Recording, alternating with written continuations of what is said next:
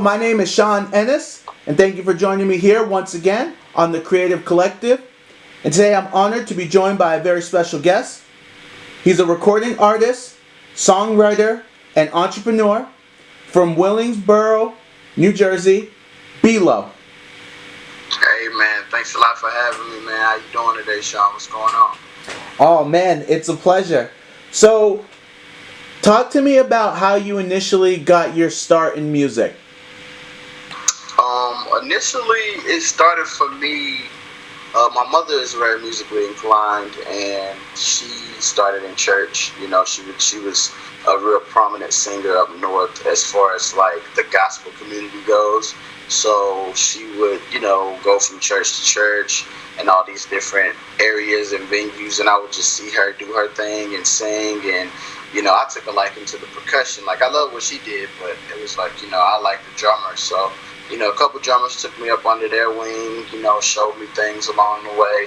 And I just always, I think from being around her and her always doing stuff musically, even though it was the gospel genre, I think it kind of, music jumped into me. And I would say around the age of 13, 14, that's when I discovered the side of, hey, I want to rap, hey, I want to sing, I want to toy around with some stuff, so started really, really young, but 13 is like when a switch really hit, like, hey man, I think I want to do something musically. And how old were you when you started writing and recording your own original music? Writing and recording, I would say about 15 is when I first started, because it started with me and one of my cousins. We would, we would write down other artists' lyrics. Like Master P was a big artist, when I moved to the South, that we would write down his lyrics and we would memorize the lines. And I think that started, me with the pattern. And once I got like 15, I started really writing, my own stuff and just trying to put it together, which at first it was crap. I still got some old notebooks, but I just started, and then me and one of my other cousins, we developed a little group. And we started recording at a little home studio we had set up at his home. I was about 15 or 16 years old, I think, was the first time I recorded my first record. And what was that experience like? It was actually pretty cool, man. Just really to hear myself, because you, as an artist, you always create and, you go through the motions of, you're going through it in your head and you listen to it with the beat. But once you actually can go to some sort of studio, like back then it was a home-based studio, it wasn't nothing fancy, but just due to the fact that I could go in and record and actually hear myself, hear the playback and play it for other people and get their reaction, like, it was amazing. I think it gave me a strong boost of confidence, like, hey man, I may really be able to do this thing. What kind of music is your favorite to listen to? R&B, ironically. I love R&B, especially older R&B. 90s for sure, that's probably my favorite genre, like that late 80s, early 2000s gap. I listen to hip-hop. I can listen to anything. I mean, I can actually toy with some country, man. I went to, a Tim McGraw show not too long ago. When I was out at the NFL draft, and it was actually pretty dope. So, I mean, I like all genres, but R&B would probably be my favorite. That's probably like my favorite right there. What kind of music is your favorite to perform? Rap, by far. Rap. I can sing, I just don't like to. I know that sounds crazy. Like, a lot of people tell me I should, but it's just something to me. Like, when I'm up there and I'm in that zone and I'm just rapping, man, and going bar for bar, and I just get in a whole nother zone. So for me, performing-wise, it would have to be rap, hip-hop. And what is the most appealing thing to you about pursuing a music career? Really just the doors that it can open for you, honestly. It's something that I'm good at. It's something that comes easy to me, like second nature. And I see, what it can do for you. A lot of artists that have longevity, it goes way deeper than the rap. It goes way deeper than the music. I mean, you have some artists that they get in and get out or whatever the case may be, but just, I'm a very ambitious person, so I look at it like hip hop / rap would definitely be, it'd just be like a stepping stone for a lot of other things. And now I think that's a great transition into you have your own clothing line. Can you share the name and then take us through the creation process and what led you to want to create your own clothing line? Most definitely. The clothing line is Tailor Made Aparel. The acronym is TMA. You'll soon probably see it all over the place. It's really like a urban / fitness line, and it's very unique. I kind of not mimicked, but one of my mentors is Damon John, who is the creator of FUBU, who was also one of the co-stars of Shark Tank, and just a hellacious entrepreneur.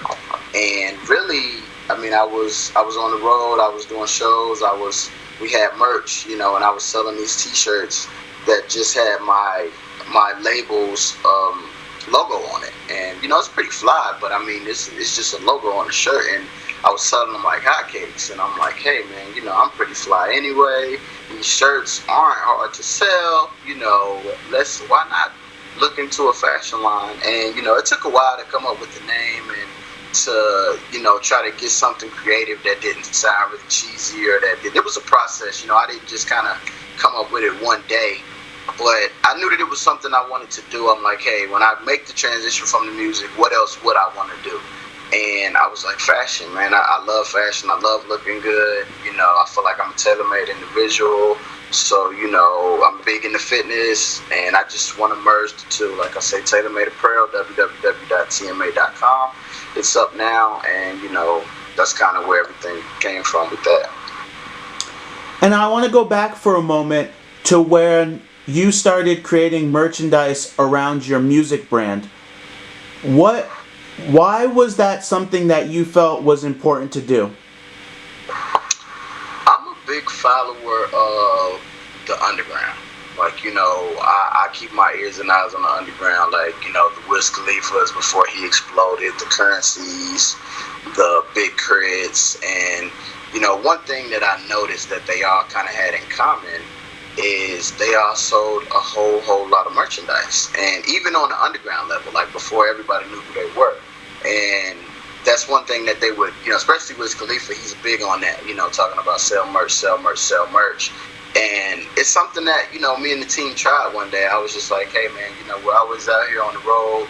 We're always doing stuff. We got CDs, with CDs at that point was kind of becoming obsolete. Streaming was, taking its course. And I'm like, hey, we're on the road, but we still need to be making money. So let's try this merch thing out. And I knew a guy that did press ups. He had a company, very affordable. I think our first order was maybe like 30 or 40 shirts, and sold them out really quick, and so it was just like, whoa, I think we may be onto something. And then it just, it kind of grew from there. So really just watching other people that have done it, that were successful at it, just made me want to give it a shot, and it kind of worked out for me. Now, you have your own online store for selling your merch, and then you also use social media to promote your brand. What's a piece of advice that you could give, not maybe for musicians who want to create their own merchandise, or maybe someone who wants to start their own apparel line? I would say just, start with a vision, develop a team, write everything down, devise an action plan, and just stay consistent. That's kind of been the biggest thing for me. It's like, I notice when I'm, and as underground artists, sometimes it gets hard, or, startup entrepreneurs, sometimes it gets hard, things like that. But, as much as we can, you want to stay consistent with whatever it is you're doing, and eventually, things are going to work out in your favor. And, I'm a big Nipsey Hussle fan, and, RIP to Nipsey, but you got to remember it is a marathon, not a sprint. And so, just because when you first start off, it may be kind of slow, it may be, whatever the case may be, not booming as much as you think it would be, like, just stick with it, and always think back to what made you want to start it, and them discouraging moments when you want to give up, when you want to just throw it all away. Think back to them high times that you had when you were in your room or in your basement and you came up with the idea and you were so excited. Try to go back to that moment and reignite that fire and, just stay focused. And I think the rest will kind of work out for you eventually. Now, where can people go to see and purchase your clothing line? You can go to www.tmaapparel, that's TMAAPAREL.com. You can go to the website. You can check out what we have. We're growing every single day, so you'll just see t-shirts right now, but we're constantly getting new merch in, load new stuff up. So be on the lookout for a whole lot of stuff. Instagram at TMA Apparel and Twitter. No, we don't have a Twitter yet. I don't know if I'm gonna do a Twitter for that, but eventually I may. But Instagram and Facebook, TMA Apparel, and the website is www.tmaapparel.com. What music or artists have had an impact or influenced you? Biggest one for me would be Jay-Z, and the reason being is just his overall outlook on everything, not just music. It's like I fell in love with him as an artist. I became a huge fan. I liked what he was able to do musically, what he was able to create, and things like that. But then just to see the evolution, he constantly took it up a notch, took it up a notch, took it up a notch, to where, now he's just looked at as a mogul. He's not even looked at as a rapper anymore. He's just looked at as just an overall mogul and billionaire. And it's not really so much the money status that intrigues me, the billionaire part, which who wouldn't want to be a billionaire, but I could care less about that part. It's just about the overall how he took a genre that wasn't supposed to go as far as he took it. And to me, that's like something that, we've never seen before. And so that's the most inspiring for me as a hip hop artist. And what inspires you to make music? I think it's just in my DNA, I feel like I've always been musically inclined. I feel like a lot of the music that's out now is really repetitive. A lot of it sounds the same. Like with my stuff, I don't want to be one of those guys that's just like, hey, check me out, I'm different.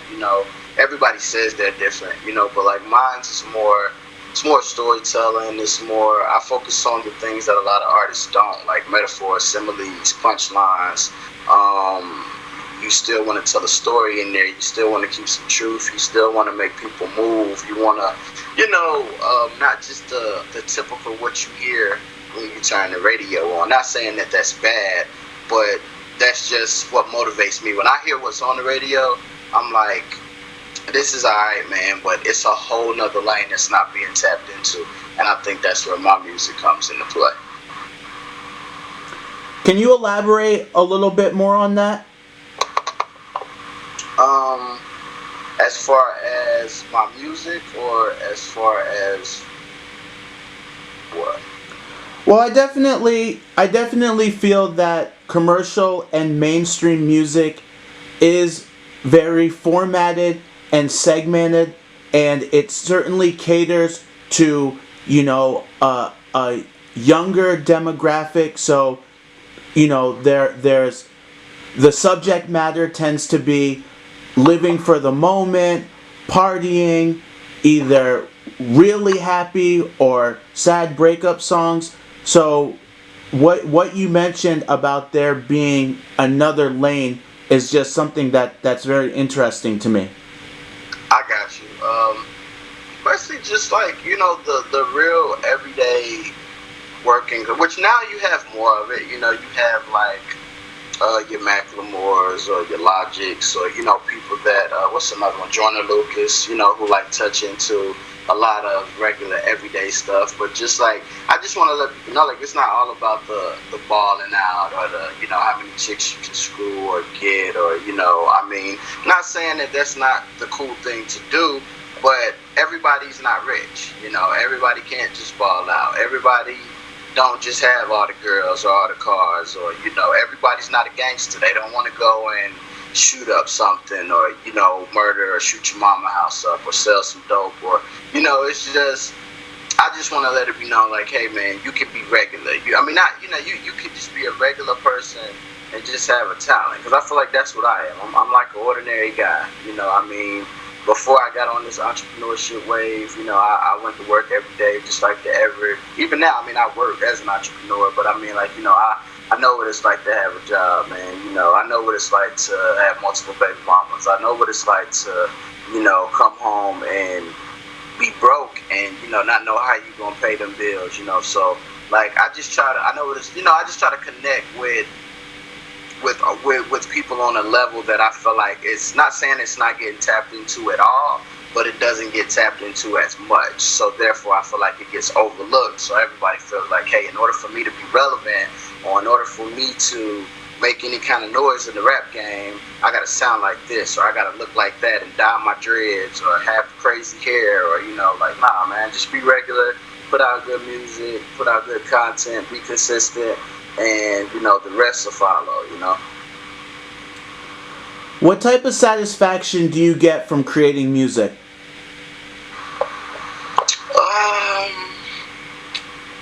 I don't know, man. I think I get more satisfaction out of people's reaction than actually creating. Like, creating is kind of like I actually told one of my partners the other day, I said, hey man, I gotta get into the studio. It's like I'm having withdrawals. It's kind of like a drug for me, like, to where I just like getting in there. I like creating. I like putting it together, and so I think that's an adrenaline rush. But the satisfaction comes when you put out some music and the critique comes, whether it's good or bad, but especially with good, when you get more good than bad, I guess you could say, that's when you feel like accomplished, like, dang man, like, okay, and it just gives you another motivating factor, because when you putting out, and you're any kind of artist, whether you're Picasso painting or whether you're Whitney Houston making a song, when you put it out, you don't know if people are gonna like it. You don't know if people are gonna be like, man, that's crap, like, So when you put out something and it's well received, I feel like that's the ultimate high. But like, when I go in there and I can bang out some music and I go in there, like, I feel like that's me catering to my addiction, which is making the music. Can you talk about your music making process? Yeah, man. For me, my music making process is actually really different. Like, I like to make a lot of my music alone. I don't like a lot of input on it when I'm initially making it. I'm real personal with it. So with me being real personal and real private, I don't really let a lot of people hear. Like, even my closest crew members and friends, and I don't let them hear the music until we're in the studio and I'm recording it, and then they're just like, damn man, I ain't even know you was working on that. So I'm real personal. I like to be by myself. Now, if I'm working on a collab with somebody, or a collaborative, something with the producer or whatever, right there in the studio, then that's a little different. But most of my music is made, honestly, in my man cave by myself. I go to the studio most of the time, it's already ready. All I gotta do is just put the beat on, go in there and do my thing, and let the engineer do what they do. All right, now I want to talk about your recent release, The Gift 2. Can you talk to me about why you named it this, the creation process, and then also some of the themes or topics that you cover on this project? Yeah, man. The Gift 2, it's actually part of a trilogy. The first one came out, I think, like 5 years ago. The first one came out, I did it on Christmas. It was like a sporadic. I wanted to do something for my fans. I had been dropping projects consistently, and I had took like a 6-month break, and I was like, man, I got to do something. Christmas is coming. I think it'll be dope. I put together this series, and we're going to call it The Gift. So the first one you can find on datpiff.com. And the first one, we released it strictly as a mixtape. It had like 20 records on it. Some original, some freestyles over beats, but it was my whole idea for the series was this is going to be a gift to my fans, in between me doing other things, whatever the case may be. But with this one, the gift too, it just happened to turn into more of a personal project. It became more albumish. And a lot of the topics were really, really personal. Like, there's one on there called Damaged Goods, where I speak about my relationship with my father. I speak about relationships with old friends, the relationships are now sour. Another one is Kinfolk, where I basically talk about the struggle, the struggle of, I'm just basically saying I feel all my people, everybody that's going through it, everybody that's, having problems paying your bills, anything, any kind of struggle or whatever, that one's really deep. And then you got records like Back to It, where, Back to It is really upbeat. That's like, the hook is like back to the dough, let me get back to the dough, trying to get back to the dough. Like, that's really for like hustlers of all walks of life. Like, if your hustle is getting up and working at the radio station, or if your hustle is getting up and flipping cars, whatever it is, like, all right, let's get up, let's go. I got a record called First of the Month, so we bounced around. I wanted to be real diverse on this project, but also a little more personal than I've ever been, because I did take a break from the music, like a 3 or 4 year break. And so with me coming back, I kind of wanted to have a couple songs on there where I could kind of explain to the fans, like, yeah, I've been gone, but this is what your boy been going through. So, and I think Damaged Goods is really a good one, that if you really want to know what's up, what you've been up to, what you've been going through, that'll be a perfect one to go and press play on, and it's going to break it down for you.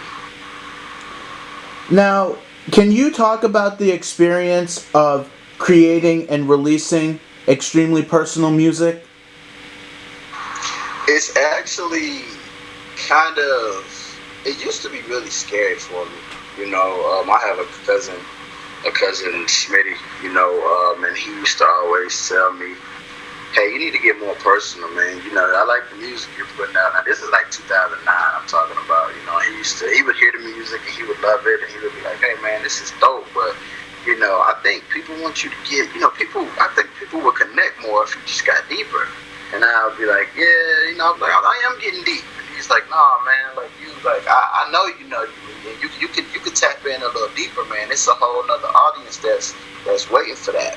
And I would be like, yeah, I hear you, but and I just, would continue to do my thing. And I think with me evolving and with me getting a little older and with me going through certain things, I just felt like it was time. I'm like, you know what?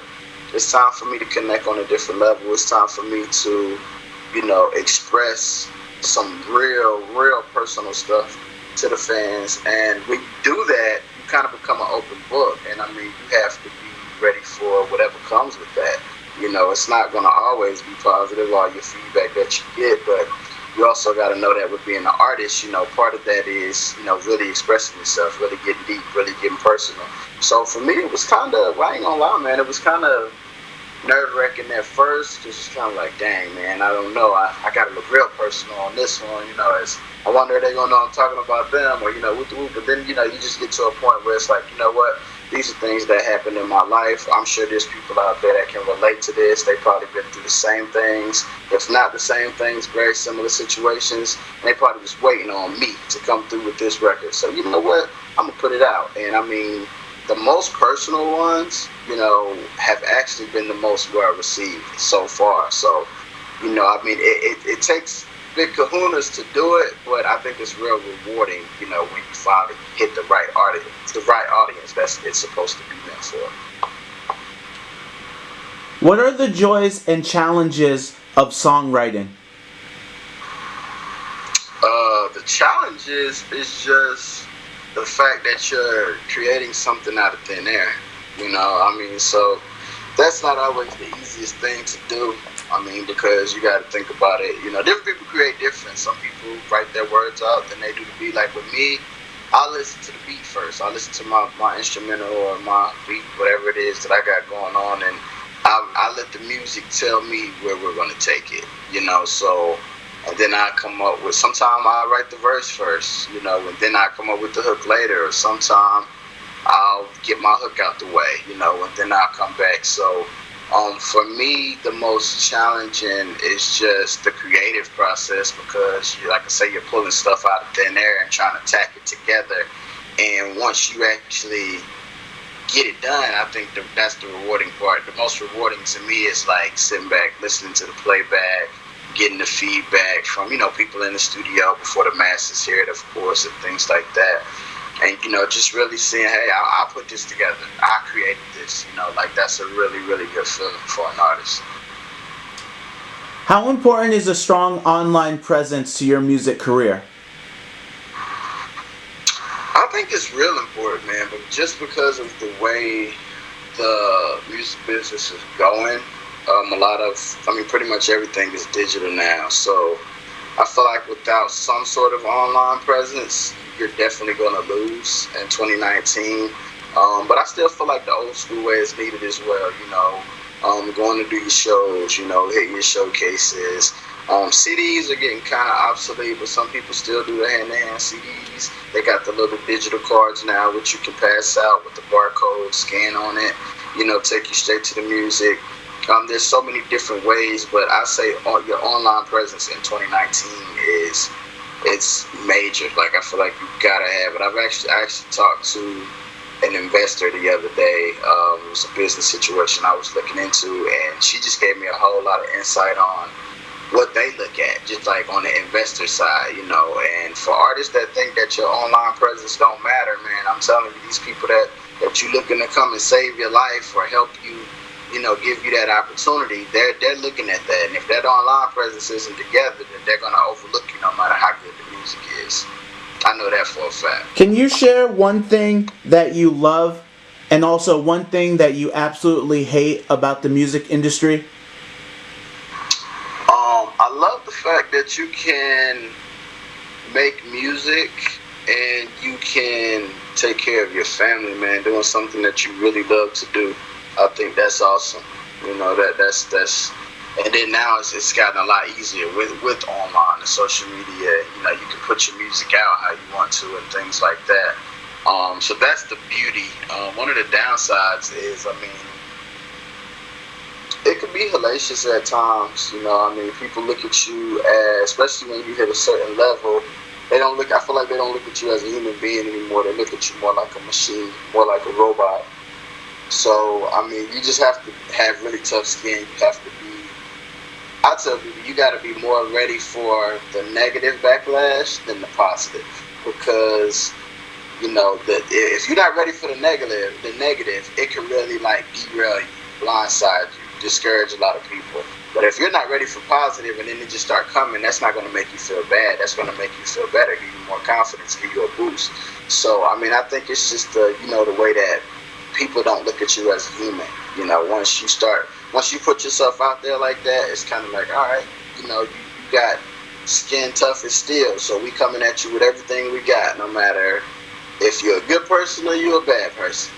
So that's kind of what I feel like the ups and downs are. What are your goals for your music career? The ultimate goal is just to, be able to take care of myself and my family off of doing what I love to do, and really just taking it as far as I can take it. If that's me getting a Grammy, or if that's me becoming the next billionaire, or whatever the case may be, so be it. But really, I just, as long as I could take care of me and my family, and off of doing what I love to do, and I can really connect with the people and help change some lives in the process, I feel like my job is done. What's one piece of advice that you could give to an aspiring musician or a musician who's just starting out in their music career? Be consistent. Do what you say you're going to do. Treat it as a business. If you tell somebody, hey man, we're going, they say, hey, I need you to do this interview at 4 o'clock. Do it at 4 o'clock. Be ready at 3:45. Sometimes you're going to have to do free shows. Sometimes you may even have to pay to get on bigger stages. Never think you're bigger than what you are. And always stay humble and always stay consistent and take advantage of your opportunities. Sometimes you only get one shot, man. And if you're not ready to take that shot, it could pass you by and it may never come back around. So just be ready, man, and stay consistent, stay hungry, stay humble. Can you share your social media links? Sure. You can catch me at the Real Below. That's THAREAL underscore REALB underscore LO. That's my Twitter, Instagram, and Snapchat handle. And you can follow the Facebook fan page, Below, just B-LO. Is there anyone you'd like to acknowledge for offering you support in your music career? Anyone I'd like to acknowledge? Probably my team. Wouldn't be any celebrities or anything like that. Really, just my team. My lady, she puts up with me. She been down with me from the very beginning. She from when I first started this thing. Like I said, my crew members, just my videographer, my photographer, engineer, everybody that got anything to do with me putting this music out and really supporting and helping me in any way that they can. Like I owe them a shout out for sure. Is there anything else you'd like to promote or share? TMA Apparel, Tailor Made Aparel, that's the new wave. That's my newest endeavor. I'm really excited about that. I'm working on some music secretly, but I kind of took a break to tap into the whole fashion thing, man. And www.tmaapparel, that's TMAAPAREL.com. All your urban/fitness needs, man. Go over there, check us out. We're just getting started. Be sure to subscribe. Instagram, TMA Apparel. Facebook, TMA Apparel. That's TMAAPAREL. And that's my baby. That and TG2, you can get the gift to on Spotify, Apple Music, all of that. And there's a hyperlink on my Instagram at THAREALB_LO,